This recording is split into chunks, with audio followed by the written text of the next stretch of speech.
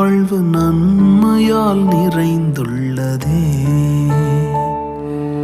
ஒன்றுமே இல்லாமல் துவங்கின என் வாழ்வு நன்மையால் நிறைந்துள்ளதே. ஒரு தீமையும் நினைக்காத நல்ல ஒரு தகப்பன் உமை போல இல்லை. ஒரு தீமையும்